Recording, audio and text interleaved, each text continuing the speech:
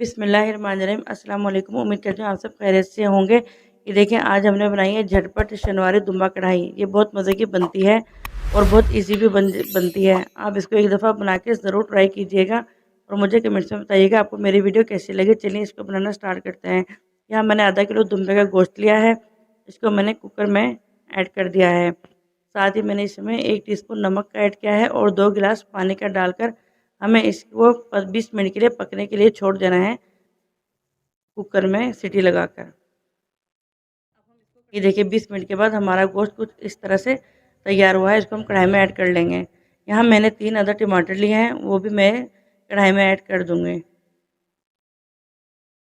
और अच्छे से देखिए हम टमाटर को मिक्स कर लेंगे और उसको ढककर 5 मिनट के लिए पकने के लिए छोड़ देंगे ताकि हमारे टमाटर नरम हो जाएँ। ये देखें 5 मिनट के बाद हमारे टमाटर नरम हो गए हैं। अब हमने इसके छिलके अलग से उतार लेने हैं।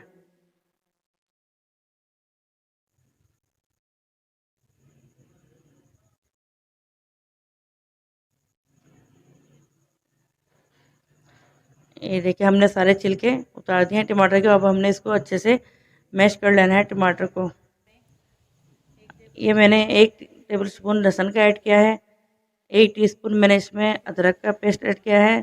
थोड़ा सा नमक इसमें ऐड किया है। हाफ़ टी स्पून मैंने इसमें कुटी लाल मिर्च ऐड किया है। अब हमने इसको अच्छे से भून लेना है। टमाटर हमने अच्छे से मैश करने हैं इसमें ताकि हमारा ग्रेवी अच्छे से बन के तैयार हो जाए। ये बहुत मज़े की बनती है। ये 1 टीस्पून मैंने कुटी काली मिर्च का डाला है इसमें।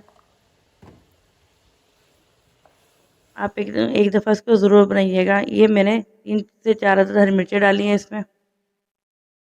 हरी मिर्च का भी अपना फ्लेवर होता है।